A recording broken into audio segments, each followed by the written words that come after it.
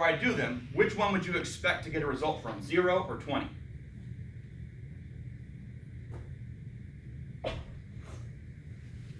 What position is the joint in at 0 degrees? Open or closed? It's completely closed. What do we know about a closed joint? Harder to move? What would you say? It's tight. Okay, at 20 degrees, what's the position of the joint? Open. What do we know about open joints? I get more activity that way, don't I? So, theoretically speaking, based on that information alone, I could see results out of both of them, but if I don't test at 20 degrees and just test at 0, I might miss it. Okay? We always test at 0 and 20 to verify it. If it's really torn, full complete tear, you'll see it at 0. If it's partially torn, you probably won't see it at 0, but you'll see it at 20. So that's why we got to test both. Okay? Some things to think about with this one is just hand positioning and then watching the rotation of the leg. When you bend the knee and to get that 20 degrees, there is a tendency for the leg, when you apply resistance, to roll on you. We don't want it to roll. We need to be able to stabilize it and then apply our forces. And so I'll talk about that here in a little bit. So positioning on this one. Your position as a clinician is important on this one, just based off of what you're trying to do. I will use the table as some support for me. Okay? And so I'll kind of show what that means. So if I am doing a valgus test to start with, say on this leg, one hand down here distally, right on the malleolus. Okay? Other hand, right on the joint line. I find the joint line, my other hand's right there. Okay? And all I'm doing with my hands is this. I push this way and I push this way. This is on the joint line, this is on the malleolus, and I push out and then I push in. I'm trying to create that force going this way. Okay?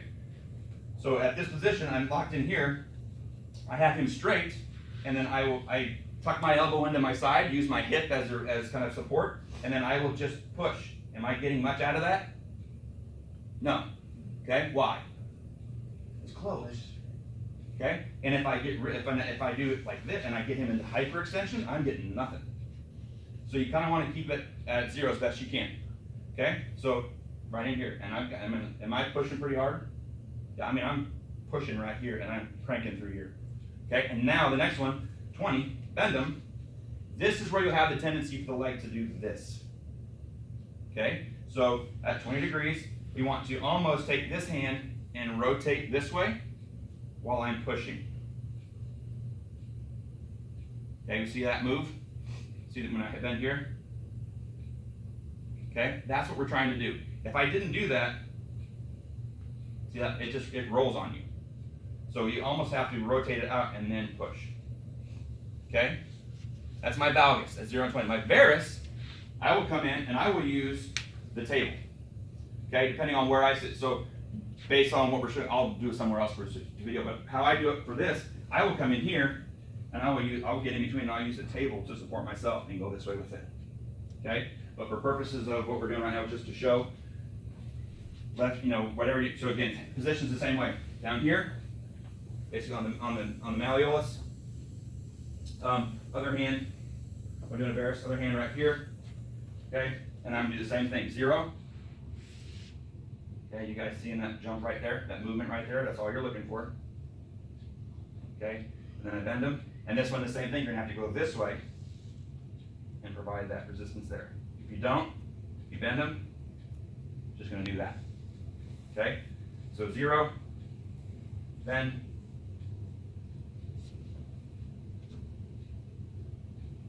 Okay, that's all you're doing. So again, you've got to provide a little bit of force with that because you're just supposed to be tight. It's not going to move a whole lot. Okay? Next one's McMurray's. McMurray's is meniscus. How do we hurt our meniscus? How do we hurt? And my foot stays stuck in the turf, and my rest of my body goes, and then my femur right over the top. And so it's compression and then rotation. I could pinch it, the edge of it, can kind of tear the edge of it. I could tear the middle of it. Lots of different injuries for this one, but what you're looking at is compression over the joint, making it closed, and then get some rotation out of that as well. Okay? So the way the textbook shows you to do this test is you do it 3 different passes. First pass, straight up, neutral position. Here to here. We're doing this for one reason and one reason only, and that's to open up the joint. We're trying to clear anything that might be in there. So by bending and then extending again, I put it in an open position, kind of clear it and extend it back out, and hopefully, I gotcha, everything stays in there, is where it's supposed to be. So notice my hand position, okay, when I'm up here. Okay, am I just doing this? Am I, what am I doing to the underside of his leg?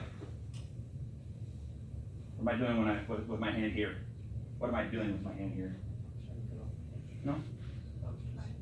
I'm helping you. I'm providing some support, and I'm guiding where I want it to go. The other thing is it's in between, so I won't tend to do this. I try, when I get up to this point, I don't want to do this. Okay, with meniscus, and that could hurt. So I guess, again, it's more of a kind of a key for me to don't push down on it. So, but primarily is providing support and guiding his leg, because I'm going to need that here in a second. Okay, next one. So I'm going to come this way. I'm going to provide a valgus force while internally rotating his foot. So I'm going to push, and as I come down, okay. Next one, externally rotate, valgus force. Come down. Got to be careful with this one. I'm not a big fan of that.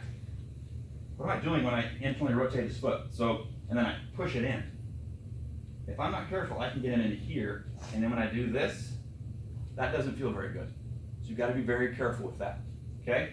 That's the text. So text is up, down, internal with the valgus, external with the valgus, and so you're providing pressure on that, and so you're basically taking that the femur and you're rotating it on top. Okay? Not a fan of that one. And it provides a result, but not really what I would like. How I do that one, I combine all motions into one. I'll take them this way, here, and then same exact thing. I just did it in 2 passes just by taking his leg out and in. I did the internal and external rotation.